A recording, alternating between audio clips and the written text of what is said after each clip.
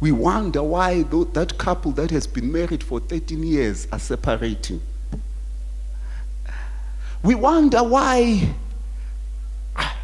that person who was so smart with a degree and so forth is now bankrupt and is being pursued by creditors. We wonder, how did that possibly happen? How could people be so stupid?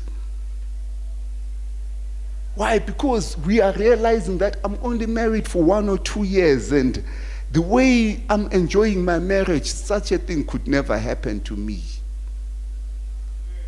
It could never happen to me.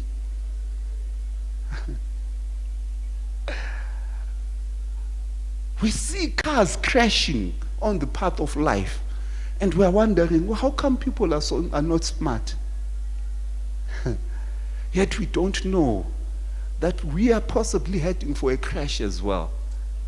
And the only way to limit the damage is to prepare. So you don't prepare for marriage when you're getting married. You prepare for marriage 10 years before you get married.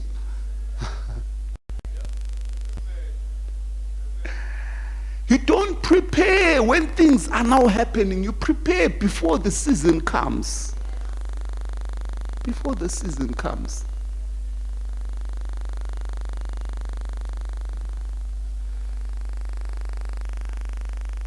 Opportunities are the second thing we need to prepare for. The saying is very true: success occurs when opportunity meets preparation.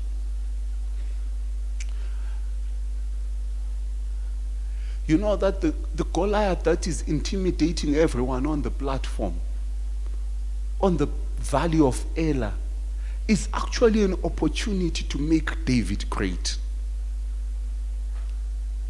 But only if David has prepared himself in the wilderness when he's taking care of his father's sheep. There will be opportunities in life, but opportunities will only be opportunities if you are prepared.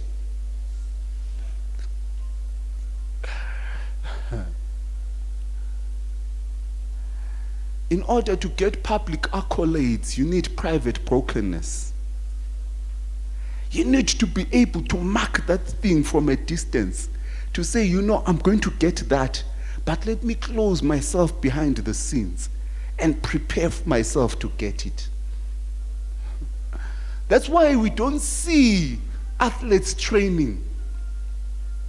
We don't see their rigorous exercise, but we see them during the Olympics running and winning.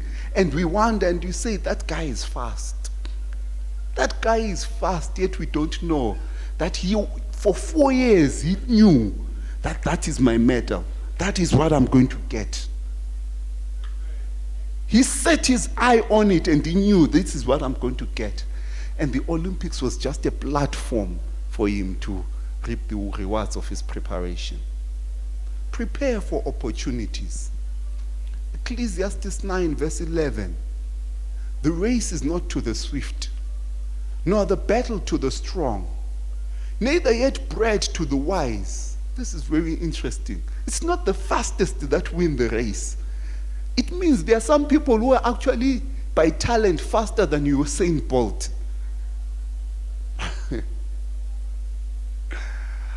It's not, the battle is not to the strong. Even superpowers have been defeated in wars. Talk about America and Vietnam. Superpowers have been defeated in war. Neither yet bread to the wise, nor yet riches to the men of understanding, nor yet favor to men of skill. Skill is overrated. But time and chance, opportunity happens to them all. What it means, you'll have an opportunity to be a millionaire, and I pray to God I haven't missed mine. You will have an opportunity for success. But the question is, what are you doing now to prepare for that opportunity? What are you doing now to prepare for that opportunity? The third thing you need to prepare for are what we call unexpected occurrences. unexpected occurrences. I remember when we were in high school in the 1990s, early 90s, the engineering market was flooded. And so in the school I was in, most of us were doing sciences. And so because the engineering market was flooded, a number of us then decided to do medicine. And even though they were not passionate about medicine, because the engineering market was flooded. So indeed, some of us did medicine and went to college, but at college, because they didn't really appreciate medicine, a number of us started dropping out. That's how, in our stream, I'm talking of our stream, a number of guys started dropping out, some flunking and so forth. Why? Because they thought the engineering market is flooded, so the only thing I can do if I'm doing sciences is what? Medicine. 10 years later, you come to Zimbabwe, there is a huge deficit of engineers. Worldwide, there is a huge deficit of engineers. I remember, was it Pastor Msia one time mentioning when we were in Bible school that in Germany at a particular time, they needed 100,000 engineers. What happened? Something unexpected occurred.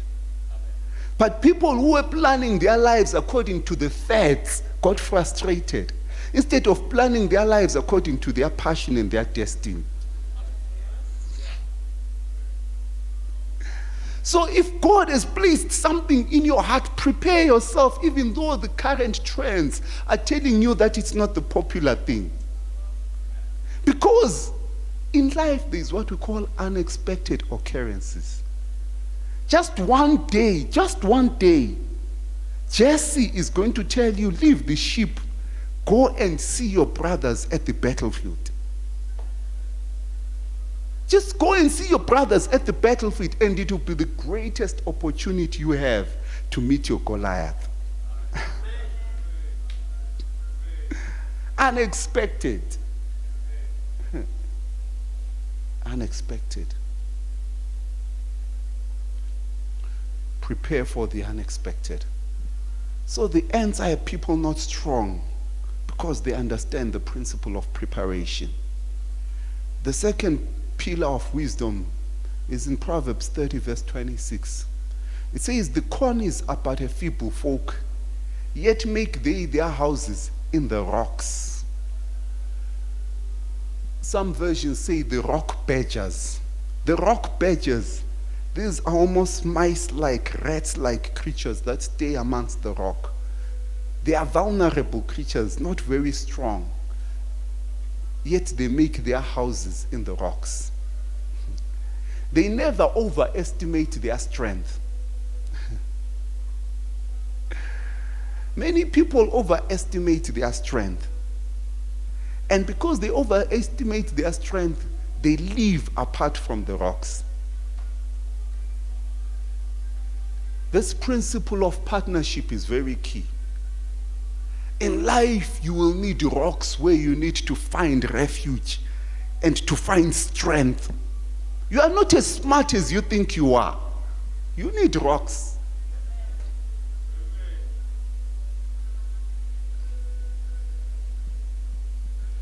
Many times we don't realize that we are successful because we are leaning on the shoulders of great men.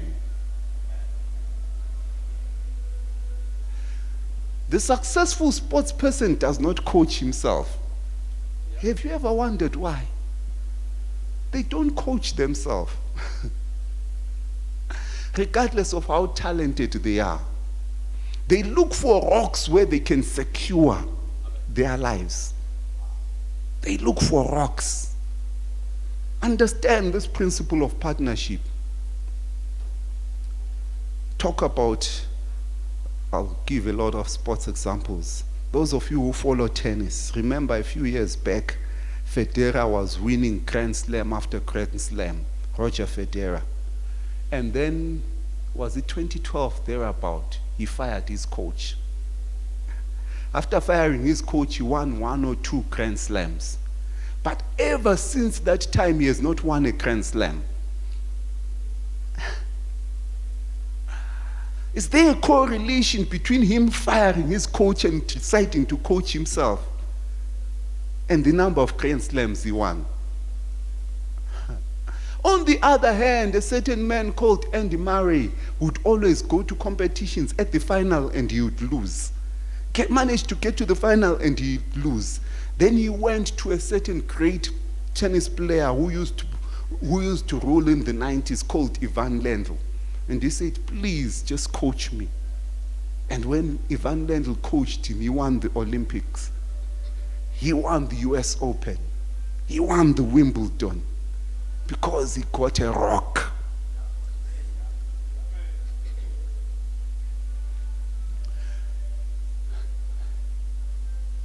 You may not be that smart, but if you hide under the rocks of wise men, people will never be able to tell. People will never be able to tell when you hide under the rocks of wise men. One of the secrets of the enemy is isolation. When the enemy successfully isolates you, he knows you are vulnerable.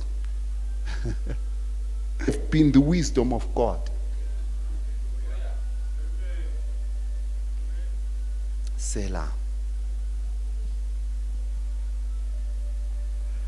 So never be quick to move without consultation or revelation.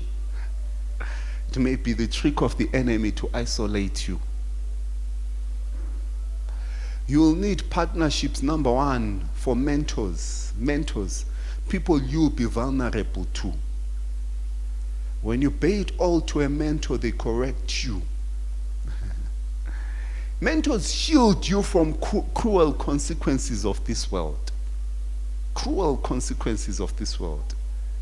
There are some challenges that mentors have faced, and if you take refuge under them, they are able to shield you from them.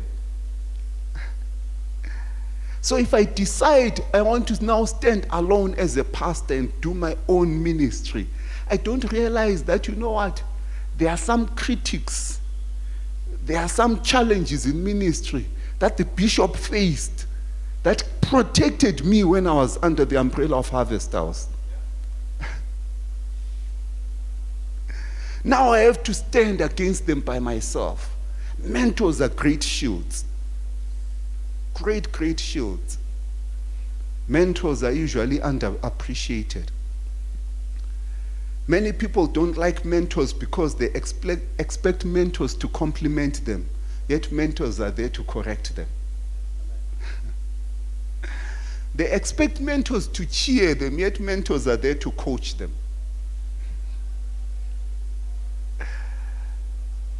The mentor is not there to say you are doing well. Your friends are there to tell you you are doing well.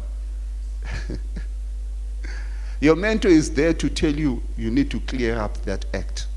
You need to straighten up that path. And many people don't understand that, and that is why they always struggle with mentors. You get people who come and say, Pastor, can you mentor me? Say, all right, fine. The first instance you bring rebuke in their lives is the last you ever see them visiting you. The last you ever see them. You now just see them in church greeting you. How are you, Pastor, and so forth. They thought they were going to get an encourager, a cheerleader. Yet they needed a mentor. Your mentor will protect you publicly if you are willing to expose yourself to them privately. You come to your mentor and you expose your weakness to them privately. They will protect you publicly. Wow. Peers are second type of partners you need. People with whom you'll be transparent with. Your peers will be able to compliment you when you are weak. They will compensate for where you are not strong. You need people that are your peers, that are able to compensate for where you are not strong. Never isolate yourself from friends that God has brought in your path. There are some friends that God has deliberately planted in your path. Never isolate yourself from them, because they are there to complement you. You do not have You have the intuition, but your intuition is limited. Everybody has got the Spirit by measure. It's only Jesus who did not have the Spirit without measure. What it means is you will miss God once in a while.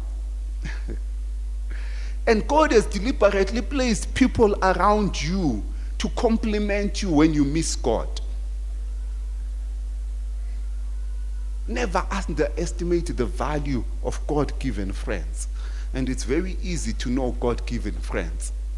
Because when good people come into your life, good things start happening to you. And if they are not God-given friends, when bad people come into your life, bad things start happening to you. That's how simple it is to recognize them. The third type of people you need are what we call proteges, or some call them mentorees, proteges. People whom you'll be responsible for. There's a protection that comes in your life if there are people to whom you are held, you have a custodianship responsibility for. People whom you are responsible for. They teach you to grow up. They make you understand that life is not about yourself. So when God brings people under your wings, He's not only helping them, but He's protecting you as well. Because they are pushing you to always be on your toes. After Sunday, when you are tired from preaching and you're thinking, I need to relax and not read my Bible, then on Monday you remember that you have to teach in Bible school. That responsibility to teach in Bible school keeps you on your toes. So when the senior pastor says, I want you to teach in Bible school, he is not saying that you are very qualified to teach, but he is helping you. He is helping you. Your spirituality will become consistent because you have a responsibility. So be a rock badger. Build strong partnerships. There is always safety in numbers. Proverbs 11 verse 14. Where no counsel is, the people fall, but in the multitude of counselors there is safety. Proverbs 15 verse 22. Without counselors, purposes are disappointed, but in the multitude of counselors they are established. Proverbs 24 verse 6. For by wise counsel thou shalt make war, and in the multitude of counselors there is safety. By wise counsel thou shalt make war. What it means is, don't go to the courtroom by yourself, like I mentioned on Sunday. If you are not a lawyer, don't go to the courtroom. That is the domain of lawyers, by yourself. No matter how innocent you are. Don't go to the taxman by yourself if you are not a tax consultant or an accountant. You will pay penalties and penalties, yet you don't know that there is an amnesty that has been provided for.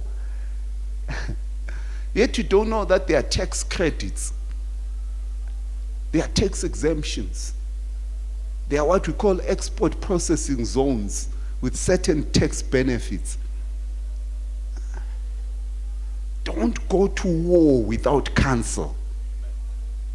Many people go to the war of their lives without counsel. They buy houses without counsel. And after a few years, the foundation cracks and half of the house goes down. They buy cars without mechanics. And after a few months, they are spending more time under it than in it.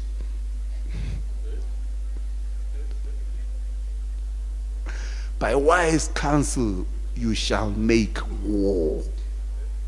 You need partners in life. You need partners. Number 3, the locusts, verse 27, have no king, yet go they forth all of them by bands. The locusts have no king, yet go forth all of them by bands. Proverbs 30, verse 27. This speaks of purpose. The locusts have no king, but they understand their assignments. No one will ever school you into your purpose. Purpose is something that you have to resolve for yourself. You know, purpose does not work like education. When you grew up, there came a time where they took you to primary school. And automatically, after finishing grade 1, you went to grade 2.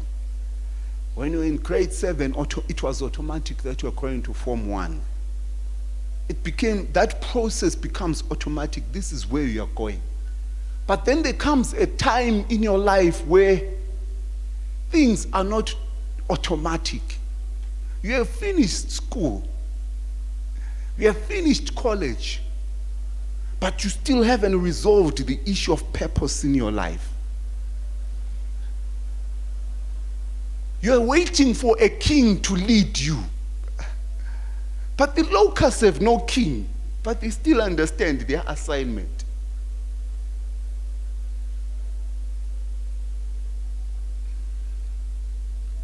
Your life must not be governed by external forces, but by purpose. There must be a voice of purpose, destiny that cries aloud within you, such that you will not need to be waiting on anybody to impose discipline upon you. You see, the reason people struggle in disciplining themselves in certain issues, like prayer, studying the scriptures, is because within them, within their souls, there is not a guiding, illuminating light to say, this is your life assignment. This is your purpose. You need to resolve purpose for yourself. You need to pursue and secure your purpose so that the forces of destiny can begin to flow out of you.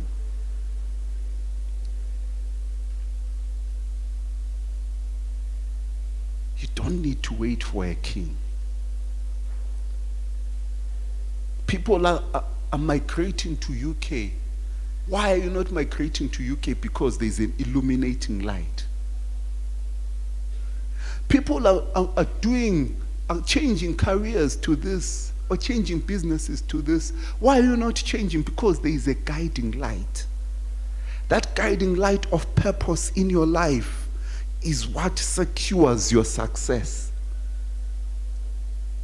There needs to be something that illuminates you. That illuminates you. Such that when people are talking of the trends, the fads, the things that are happening around, you are not swayed to and fro. But you are able to move like the locusts in the right bands, in proper rank, in proper formation, because all of you are understanding your divine assignment. Purpose produces plans. If you find in life you keep planning, but you are failing to achieve what you are planning, then you have not understood purpose. Because purpose drives plans and not vice versa. The reason why people don't pursue purpose is because it takes effort in seeking the face of God personally. It does not come by the laying on of hands. It takes effort praying and studying personally for that voice to be birthed within them. They want it imparted to them. This is what God wants you to do. But this light can only come by your personal devotion and your personal pursuit of God. You don't need a king. Purpose will birth passion.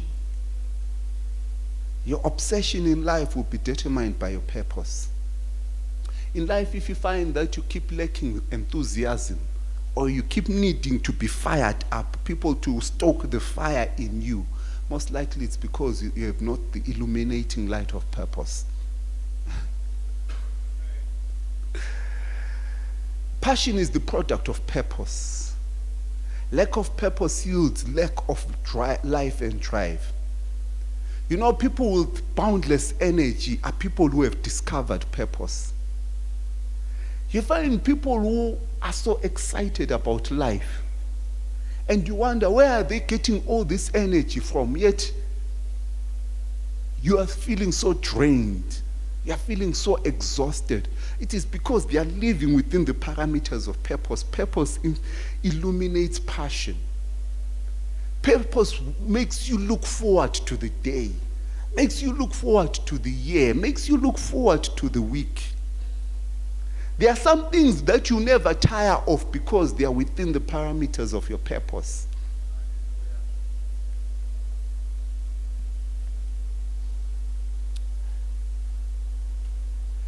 If you are constantly being moved away, if you are constantly being trained of life and drive, the issue you need to deal with is purpose. Because the motive of life determines the motivation of life. The motive of life determines the motivation of life. Purpose will bring people in you, to you. You know, a very interesting thing about purpose is that it makes you be able to move in proper rank and order like the locusts. You'll be able to move in a band if you understand purpose. You'll be able to file in proper rank, in proper order if you understand purpose. Because purpose brings people and appropriate people in your path. When you have purpose, people are no longer a problem, but they are a ministry. Selah. So if you are a youth leader and you keep saying the young people are a problem, you have not yet found your purpose. I have the greatest respect for young people. I believe they are the best thing that has ever happened in life. Purpose. If you are constantly being moved away from people, it could be that you have no understanding of purpose. If you keep being moved away from people, most likely it's an issue of purpose. When the voice of destiny, purpose becomes significant, you'll appreciate people that encourage you. You'll appreciate people that correct you. People that criticize you. People that teach you. And people that discipline you. If you understand purpose. The last key, or the last pillar of wisdom, Proverbs chapter 30 verse 28. The spider taketh hold with her hands and is in king's palaces. Or some version says, the lizard you can seize with your hands, yet it is in king's palaces. You know, the king's palaces are the most secure of all places. How many of you have ever been inside the state house? You see. Why? Because it's the most secure of all places in the nation. King's palaces are the most secure of all places. Access to the king's palace is restricted.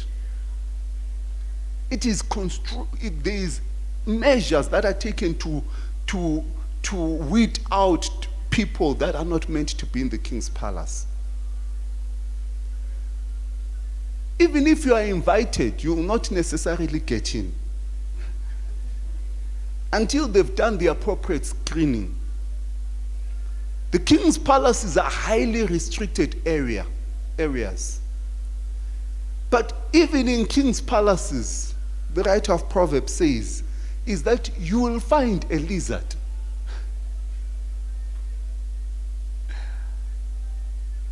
Even in king's palaces, you will find a spider crawling there. Why? Because the lizard doesn't wait for access to be granted at the door.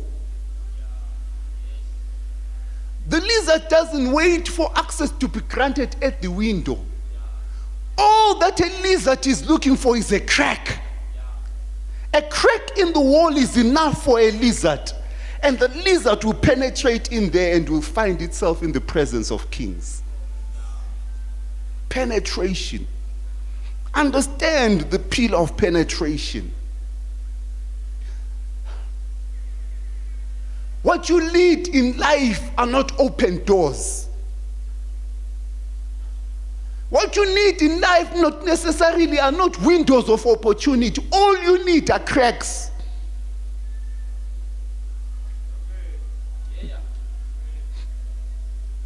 In life, there will be very small openings through which you may only squeeze yourself through.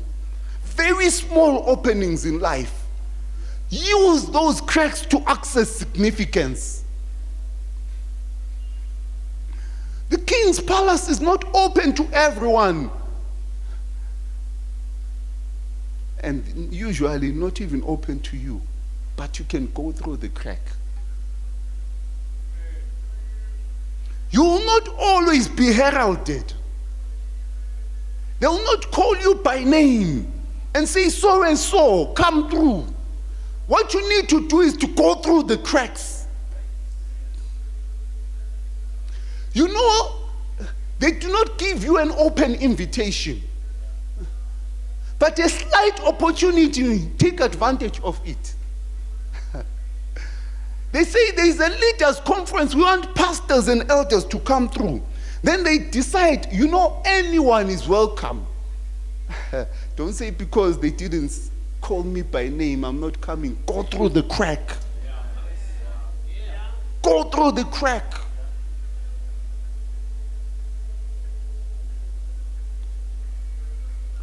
They might have called out somebody else by name, but do not wait until they call out your name. Go through the crack. I remember when I was from high school, after a church service one time, Reverend C.S. Tuturu says to me, you know what, there is a home group where I'm teaching Sozi, I'm teaching Joy, and I'm teaching Mrs. Mnongwa scriptures. The scriptures. If you would like, you can join us. So there was a home group specifically to teach specific people the scriptures.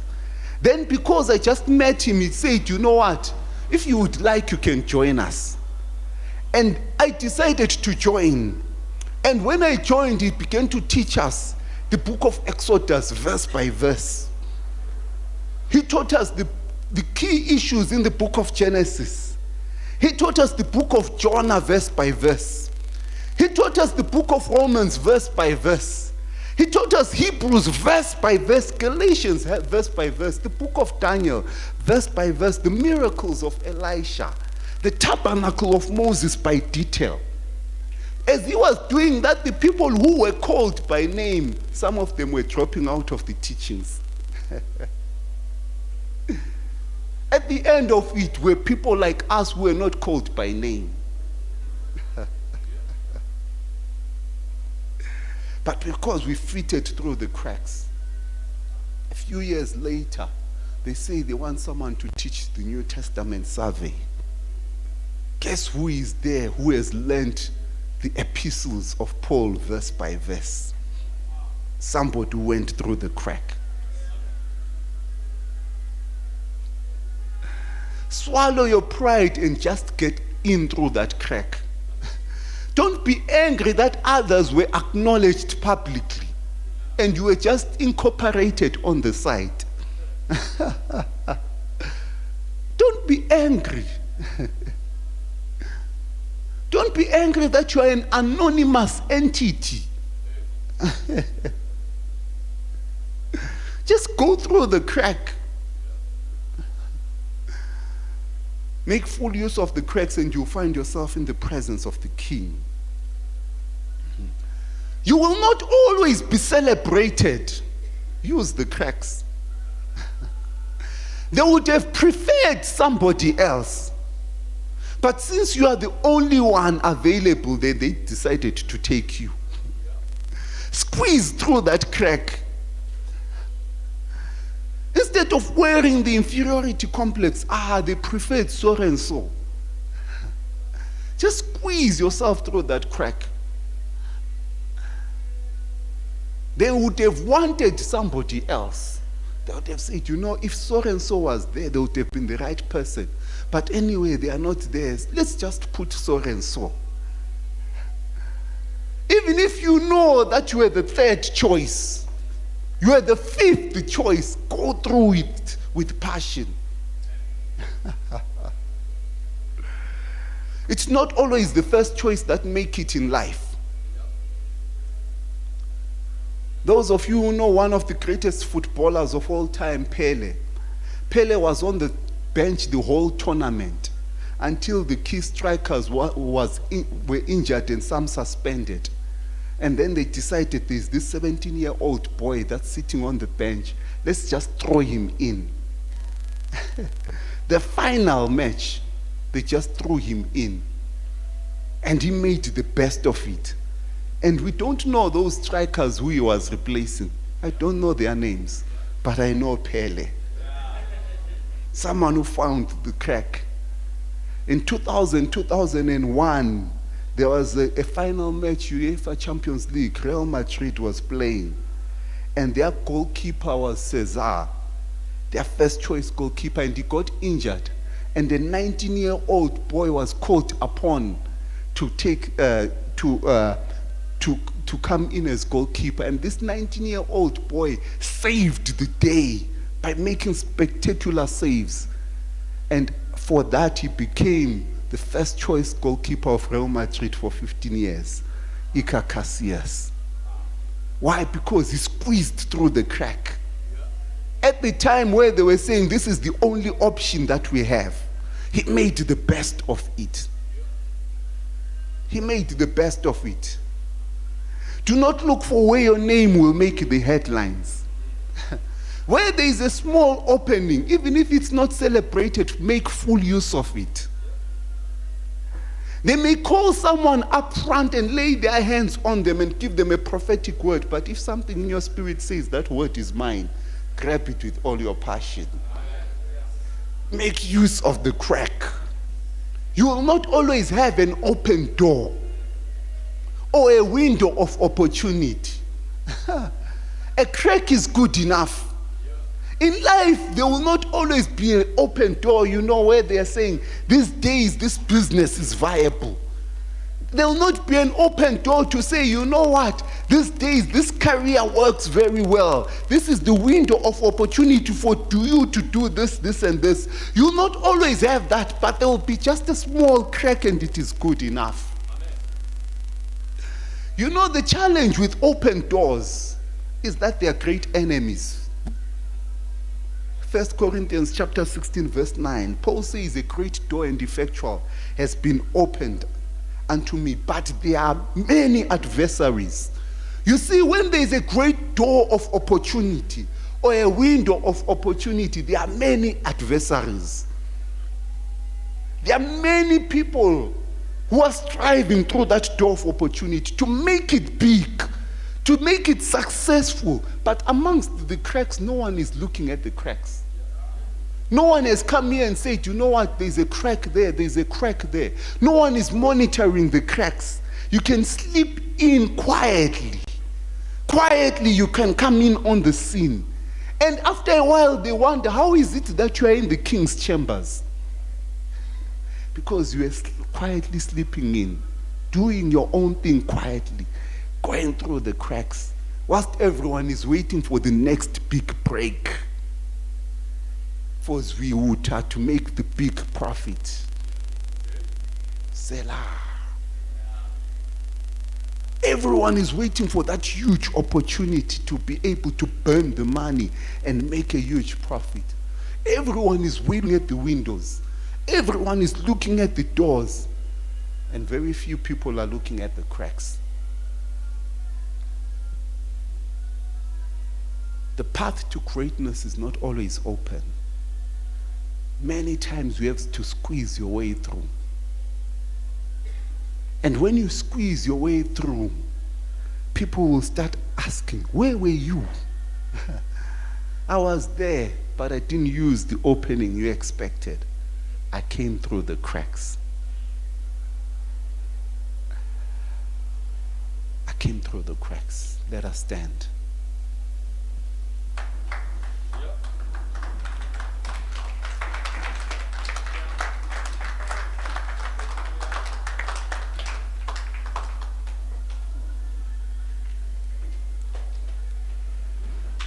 Wisdom is the principal thing. Wherefore get wisdom. It is the tree of life. May your life be built on the pillars of wisdom. May your life be built on the pillars of wisdom. I want you to pray and say, God, make me a wise man, make me a wise woman.